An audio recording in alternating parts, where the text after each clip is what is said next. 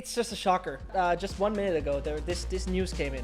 This particular news came in. I just want you to know that when I said G2 around with Andrew Tate is probably the reason they didn't get in, I would think in the same thing. That obviously Riot really only cares, PR is the #1 most important thing. The person should not affect the org. Like the org That's is its own entity, you know? It's going to be Sayf here from Guild Esports to join us with us right now to talk about the EMEA Partnership Program. Sayf, how's it going today, brother? It's going great. Feeling nice. Nothing much to do, you know? Just relaxing all day. Not a lot of things to play, so yeah, happy to be here. Yeah, no, happy for you to be here, man. And you know what? Let's get into it. I think before we actually get into the partnership program, for those that don't know, of course, here in North America, you've been playing for the past year here with Guild Esports. So I want to take a little bit of that time to give you the floor and do a little bit of self-reflection of how the year has been for you in terms of personal improvement with the team in itself, and how the break's been so far. Ooh, damn. It's been a long year, huh? It's been a long year actually, you know. I guess for the team itself, I mean, coming in with our new roster, obviously we played with Trex and Coldamenta, we brought in some new additions, we brought in Russ, and it was my first time playing with like an international roster because obviously I've had a Swedish team from the very beginning, and we had that little, you know, we had the golden rule, like we're gonna keep it Swedish and we're gonna stay as a pack, and you know whatever happens, happens, guys. Hey, you know, and it even became a meme for us as a team. We're like, just whatever happens, guys, it just happens. It is what it is, and then they ended up getting kicked. So that happened. But obviously, in improvement, like our bar, the coach has, I don't know, like just playing with different people. It's just we learned how people approach the game differently. You know, when you're so zoned in with like a certain bunch of people that you've known for like it feels like your whole life, you never see what's outside the box. And then when Cola came and when Trex came and they started saying their ideas about the game and everything like that, I was like, wait, this could be good. You know?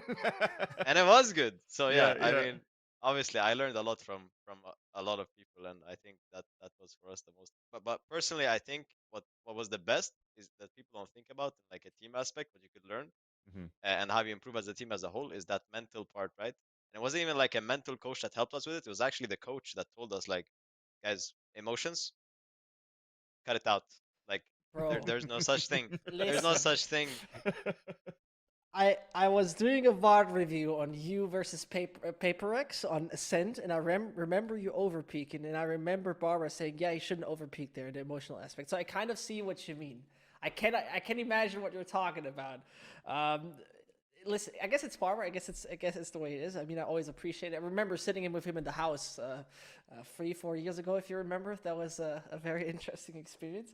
Anyway, no. You gotta talk about this. What happened? Okay, listen. You really want me to unpack that story? Are you sure? I don't know. It depends. Is it safe for work? Yeah, it is safe for work. It is fucking funny. It is fucking funny. So you need to see. I met Sayf the first time, I think, when you were 16 in Krefeld. And afterwards I was temporarily like joining Singularity, and I was joining Singularity, and I remember the only reason why I think we went to Party Sayf is because the female team, which is now G2 Goes, and basically won.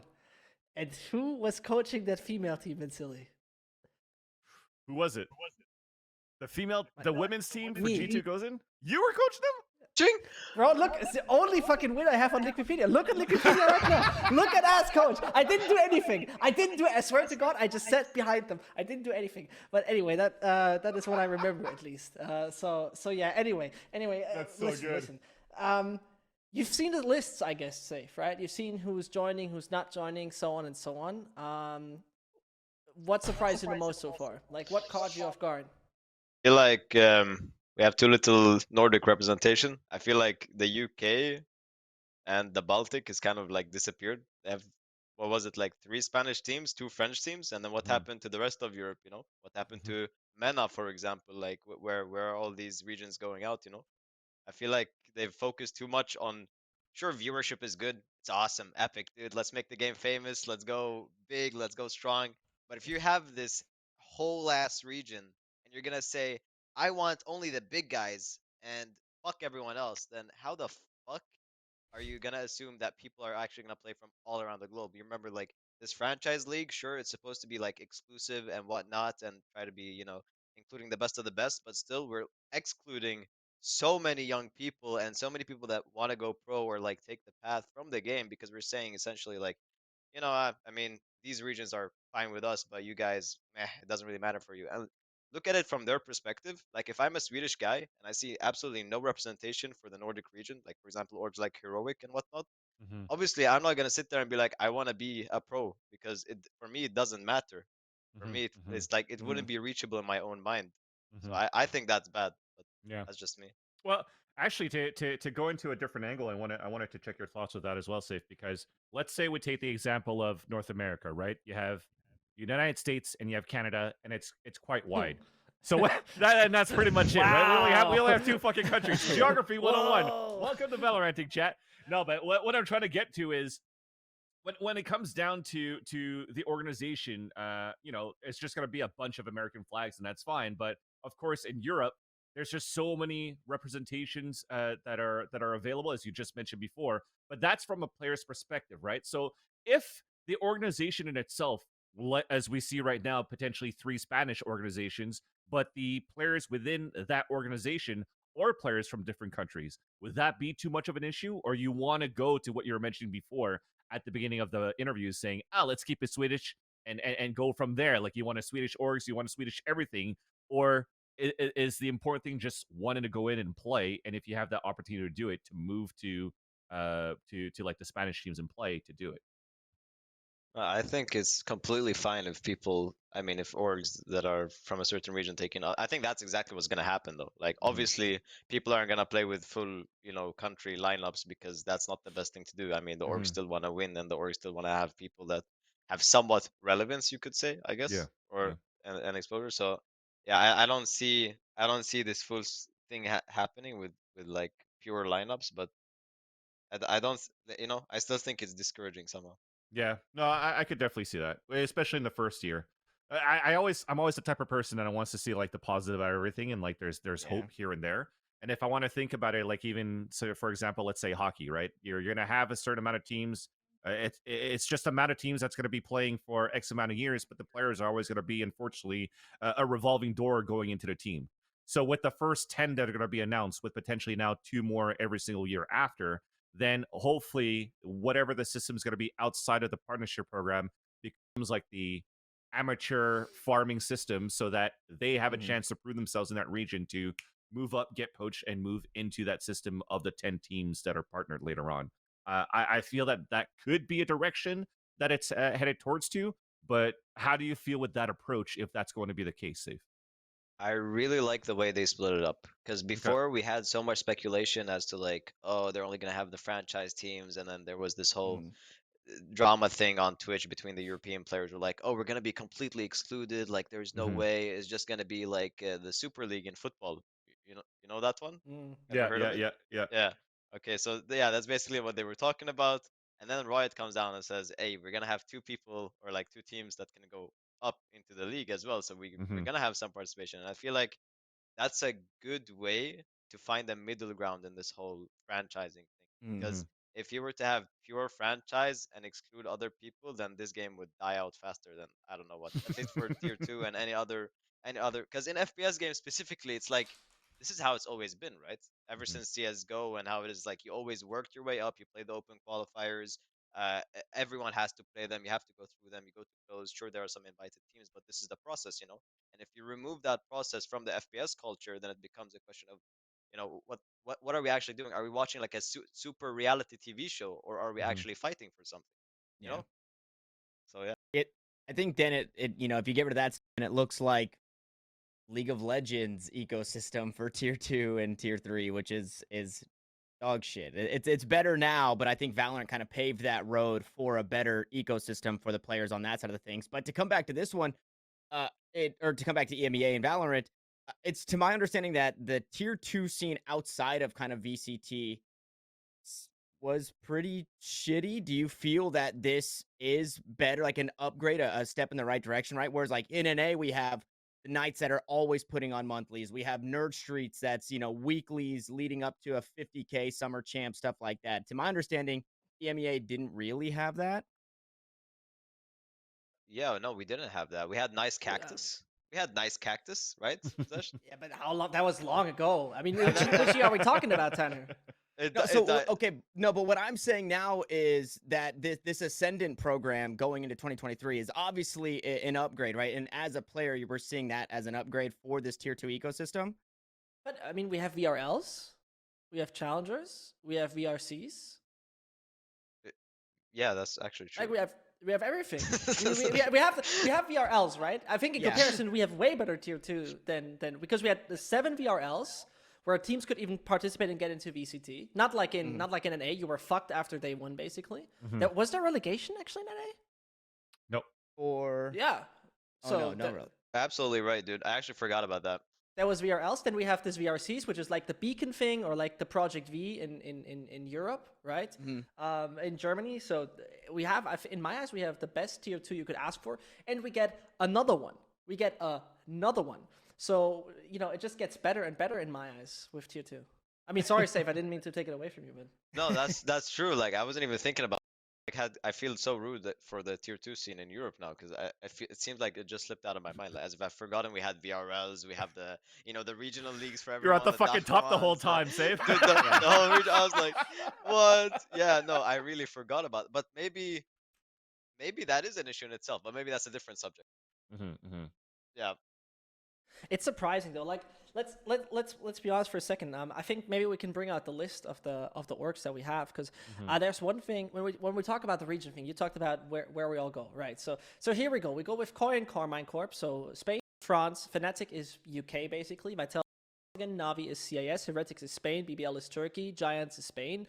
Liquid is Netherlands, but it doesn't really count. It's Central Europe, whatever. So we have no team from Eastern Europe. We have no team from DACH, let's say it like that. What I'm missing, no actual Nordic team, you're right. No Heroic, no Astralis, nothing like that. It's a bit of a shocker in that sense because it seems to be just purely dominated by the French. What surprises me the most is on none of any lists, there's no G2. Yeah, I was going to mention that too. Well, what's your thoughts on having no G2 here, Sayf? I think it's quite interesting as like G2, I mean, they have a huge fan base, obviously, and they've been there from the beginning, so it's kind of weird not to have them, but I'm pretty sure they applied for NA as well. And something tells me they want to go there, but I'm not sure. So there were no NA list though. There were none of the lists actually. We haven't seen them as speculated. We haven't seen G2 there. They're going to APAC. Fuck it. But also, can we talk? I mean, like, I'm gonna say maybe some of the toxicity surrounding G2 is a reason why Riot don't really want to get involved. But this just came out in the last like 2 days, so I think the conversations with G2 have been going around for like much longer than that. So yes, that could be one huge hiccup. That could be like, fuck it, that's gonna foil all the plans and discussions that we've had with G2 since the beginning. But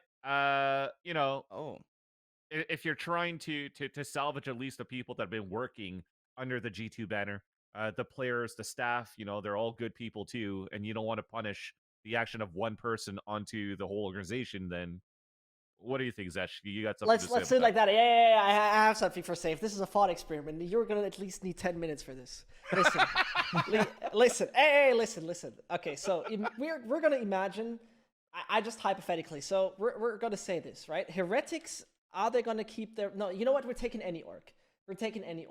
So tell me right now, Sayf. Free agents all over the place. You can pick up anyone you want. You're making a new team as an EMEA org. Who do you pick? I would pick people that... No. Names. Names. Give me names. You mean you're telling me to build a roster? Is that what you're telling me? Build a freaking roster out of everything that's gonna be free, man. Okay, let me open my notepad. So first, I need an IGL. I need a flex. I need a controller. I need a duelist. This is good, Ventili. Trust me, it's gonna be really good. Any orc is gonna pick that up. And I need IGL, flex, controller, duelist, and then what? Initiator. Duelist? Yeah. Initiator. Okay, so for initiator, I'd probably pick Leo. I'd pick Leo actually. Yeah. Sorry, anyone else. I mean, it's not even because he's my teammate. It's just he's so talented. That's about it. Duelist. We've seen that. Duelist Derka, obviously. IGL. I'd probably pick. FNS. I wouldn't pick. Wait, let's add coach in there as well. Fuck off. No, I'm not taking anyone outside of you. But no, IGL. Listen, I'm gonna say something. Boaster. Okay. Okay, people look at Boaster and they always say like mean things, and it's actually the same thing for every IGL. Like, oh, they're Every so IGL, yeah. mechanically bad. They're so la Yeah. la. But I swear to God, like especially with the Alfajr pickup, Boaster has found magic with Mini for some reason. I feel like they have this like winning recipe all the time. So regardless of who they play with, they're gonna always like qualify to things. So I would pick Boaster as my IGL. As flex, I would And he probably can op, pick. by the way. Yeah, we saw that exactly. I remember the clip combined. Yes.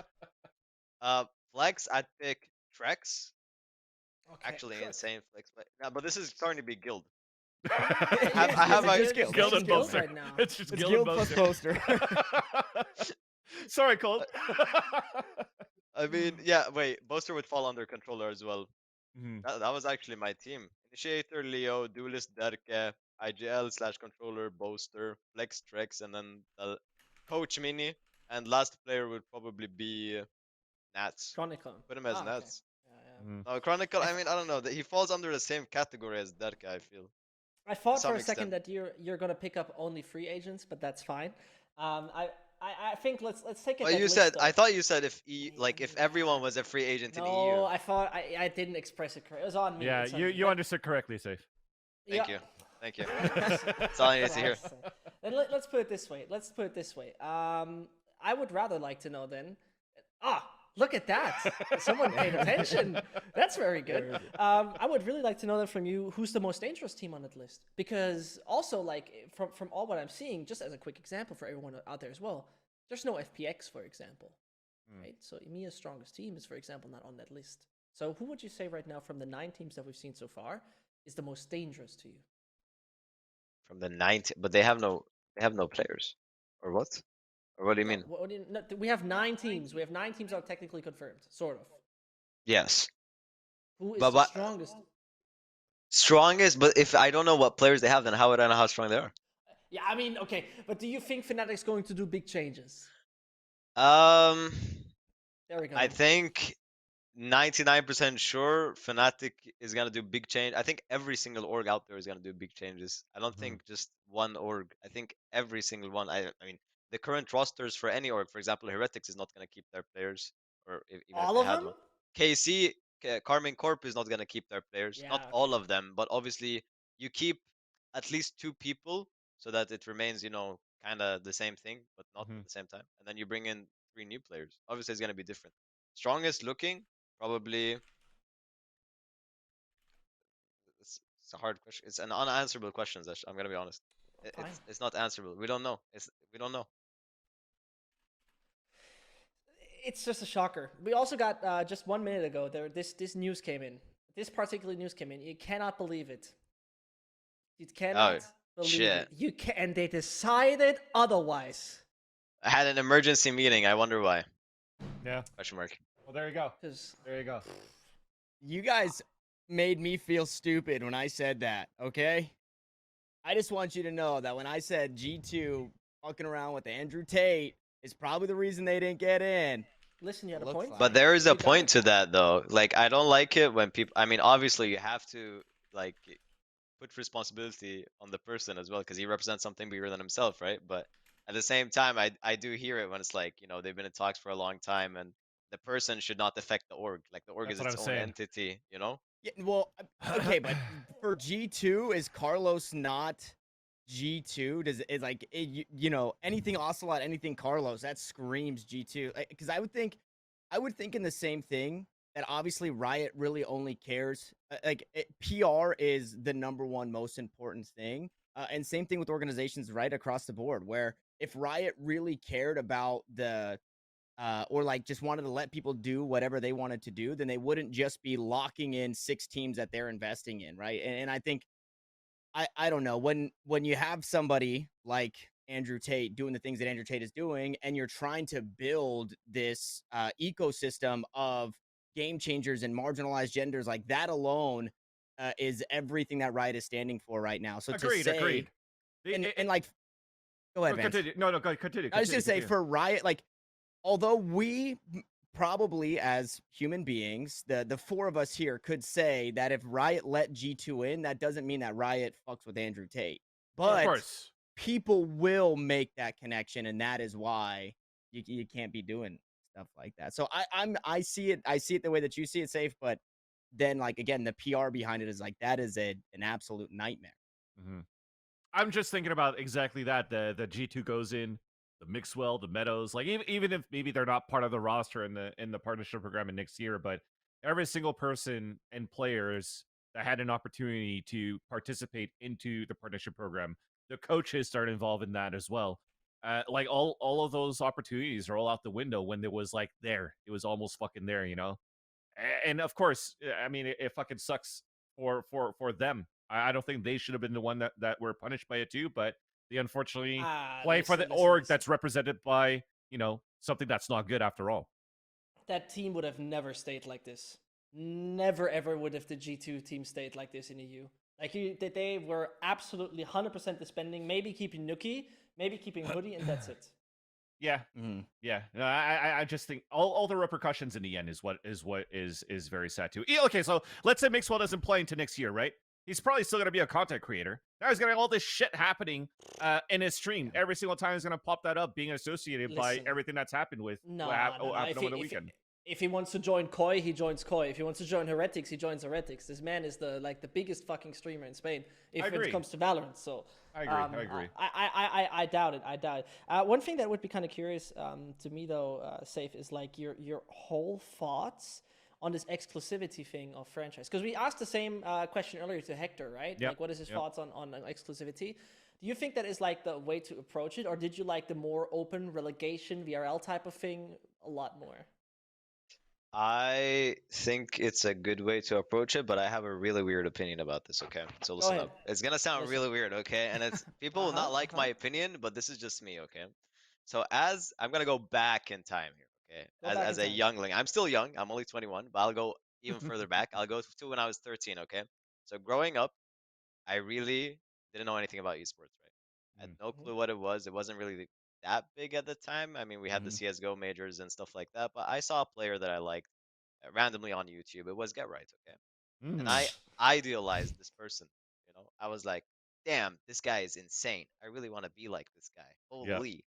And I grew up, I played the game with this passion, with this fire that I want to be like this guy. I watched his interviews, I watched everything he did. I was like, oh my God, he's so cool.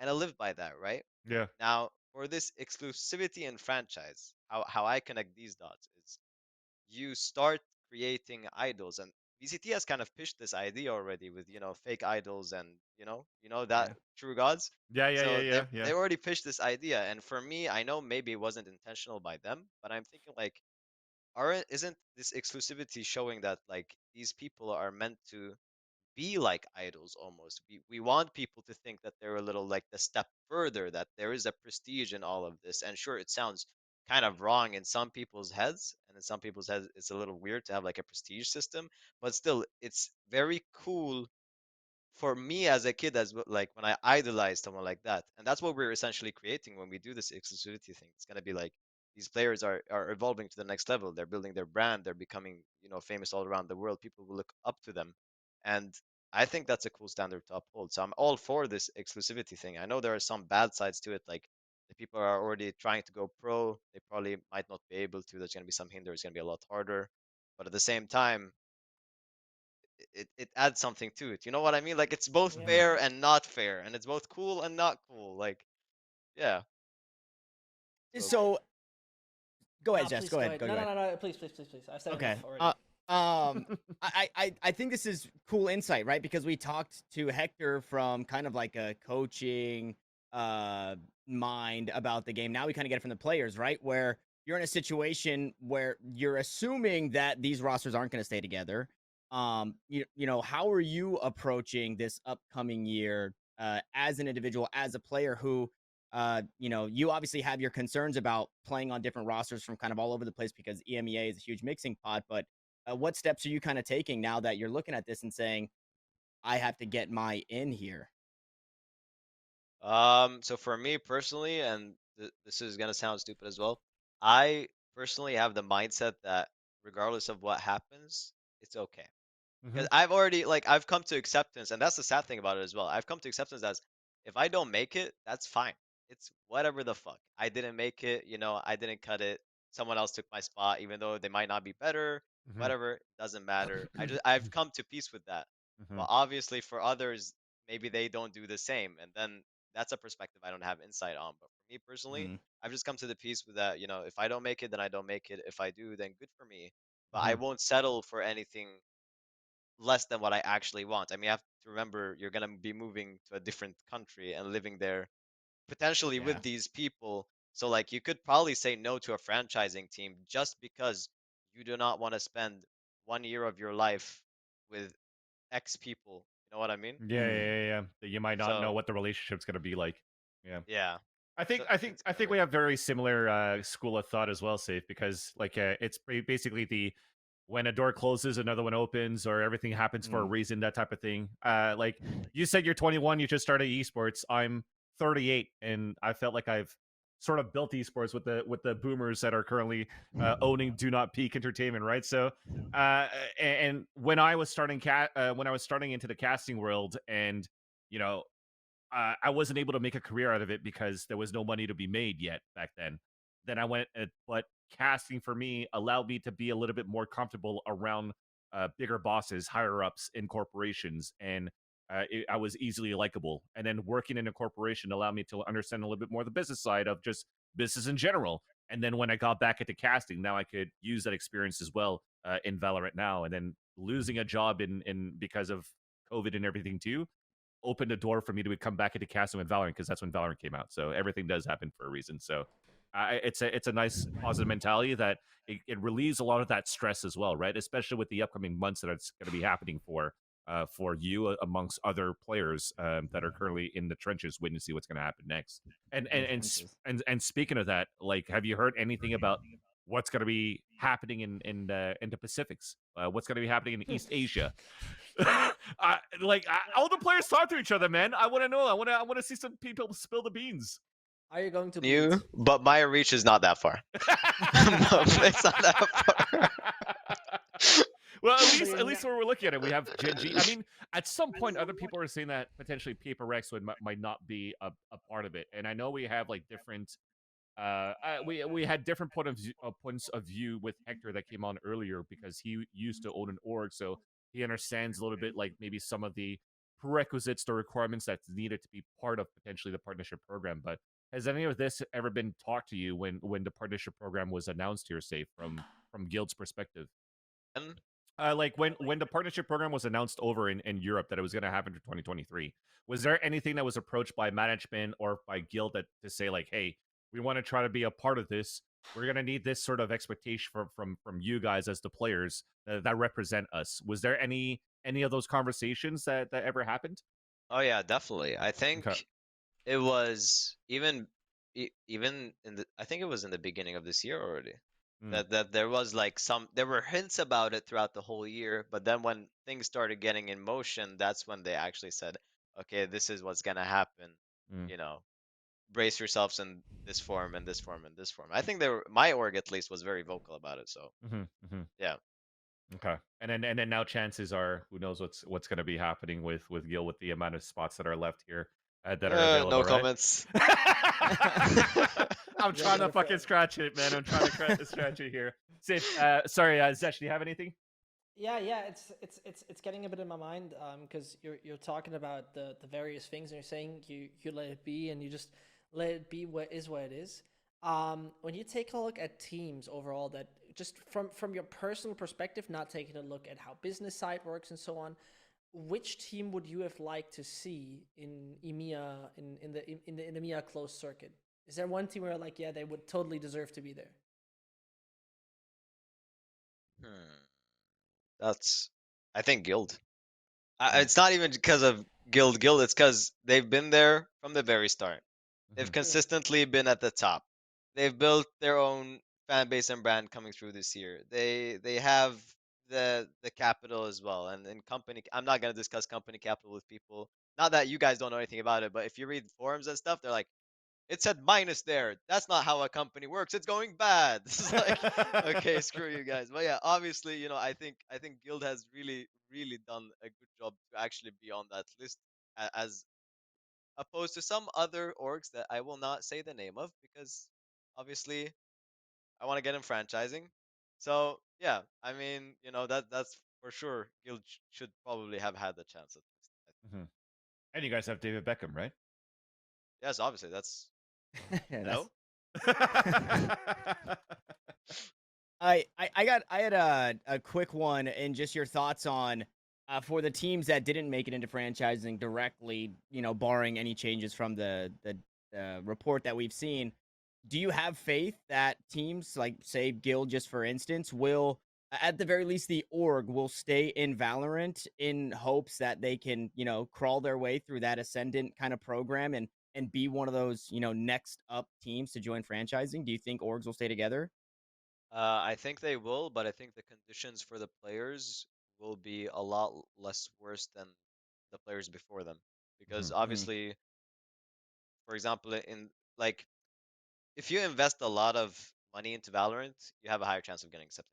That's kind of how we're like, the more you've Mm. done, the more you've been Mm-hmm. involved of, right? And as soon as you only need to qualify, because you know you're not in the franchise. As soon as you know that, and you're like making a new roster or getting new players, then you're not going to invest as much, because obviously, like, we're not in the league. We don't need to make huge investments. We just need to make just enough so we might get there, and that'll be Right. an investment per se. You know what I mean? So I feel like anyone that comes after is just gonna have probably less salary, less protection, you know, all that stuff that the franchise league covers for the players that will come to it. Mhm. Mm-hmm. Awesome. Well, Sayf, I guess this is the end of our time as well. I wanted to ask you a final question too. And this is just going back into everything that just happened in the past month within Champions. So we're going to go into the competition itself. We just witnessed Loud actually winning the tournament over Optic Gaming 3-1. I wanted to know, have you had a chance to watch the tournament? Who was like your biggest surprise? The best improvement that you've seen through the 16 teams that competed here at Champions? I think I've watched a lot of the tournament, and I Mhm. would like to say Exet. God bless Exet. I did not expect them to come out swinging. I'll tell you that much. Yeah. I thought they were just gonna go in, and then it's gonna be the same thing as the last Masters that they went to, and it's gonna Yeah. be kind of Yeah. awkward for them. But they did truly surprise, and sure, they made a lot of enemies there, but the way they played, and the way they found their form, like coming into Champions, which is, by the way, the biggest event of the year, Yeah. I'm Yeah. super proud of them. They really surprised me. So those are my standouts, I guess. And in That's terms awesome. of everyone else, I mean, obviously people would think like Loud was the standout, but for Mhm. me, I feel like Loud has always Been a had it favorite. in the bag. They've Yeah. always had it in the bag, and people just have this such a special talent for forgetting when a team does something good. They just scratch it out of the books. And it's like, oh, they've never done anything. It's like, Mm-hmm. out of shit, dude. They're gonna come in here. They've never won anything, and then bam, they win the whole thing. Well, they've always had it, you know. It's not a surprise. So, yeah, no. That's awesome. That's awesome. I wanted to maybe discuss a little bit further about Pearl, but we'll bring you on another time too, so we can actually talk about Pearl in 2023 and why is EMEA not as good as NA on that map. But we'll just leave Aw. that as a cliffhanger. Safe. Thank you so much for hanging out with us on the show. Thank you for your time, brother. It was really appreciated. I wanted to know, do you have any final shout outs you want to give out? Any final words? Um, Shout out to Sexy Mods, and it was nice being on the show. I really like everyone here, and I actually watch sometimes. So. Oh, I appreciate it, man. Thanks for watching, We dude. Thanks for appreciate watching. you, man. And I know you want to have a platform where you could speak your mind from time to time. So definitely, whenever you feel like it, man, feel free to send me a message or anybody else on here. We'll be happy to have you on and just shoot the shit, man, for 2023. But Oh, yeah. until then, Sayf, thank you so much. Have a great evening, and we'll catch you soon.